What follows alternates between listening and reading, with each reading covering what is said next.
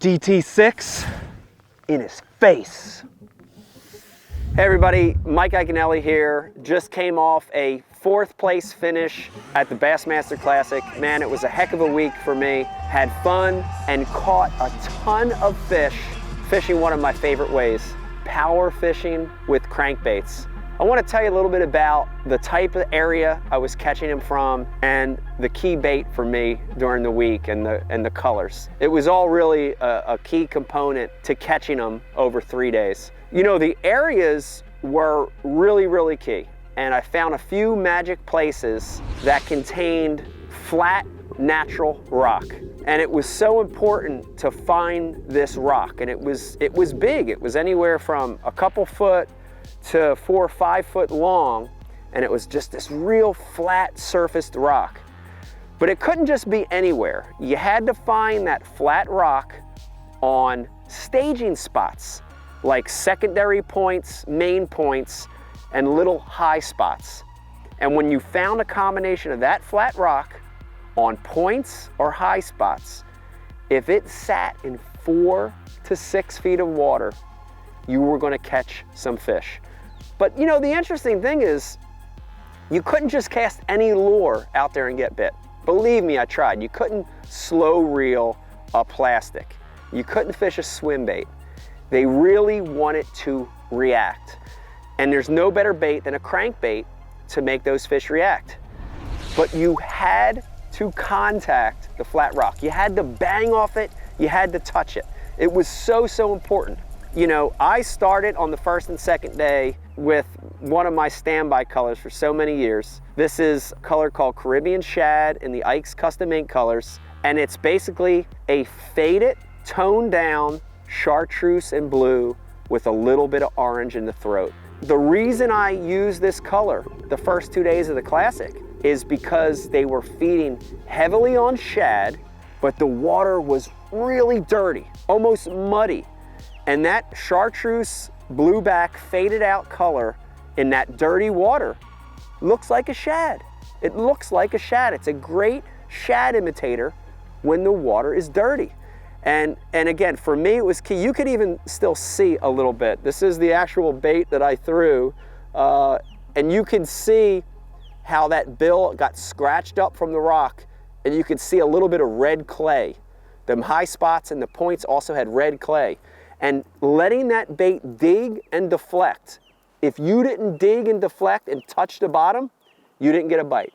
So important to make that bait deflect. But something really interesting happened on day 3 of the Bassmaster Classic. I got to one of my key spots, that high spot in front of the bridge with that flat rock on it.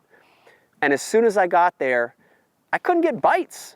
I started throwing this bait that had caught so many fish. I'm not kidding you, 50 or 60 fish the first 2 days on this Caribean shad. And I couldn't get bites. About the same time, I looked down and I noticed that the water had cleared up about 3 inches. That's it. It got a hair cleaner. Just you could see down about 3 more inches. From past experience, I know that a color change in clearing water can be real important. I put down that color. I went to one of my favorite standard shad colors, favorite color of all times. This is a color called Smash. And if you look at it, it's very much just a putty shad body, very pale, with a little bit of green in the back, a little bit of gold metal flake, again with that orange throat. And it was instantaneous. Going from no fish, no bites on a bait I've thrown for 2 straight days, because the water cleared, I went to Smash and instantly started triggering those bites. Ended up catching 30 plus fish on my first stop on that Smash color.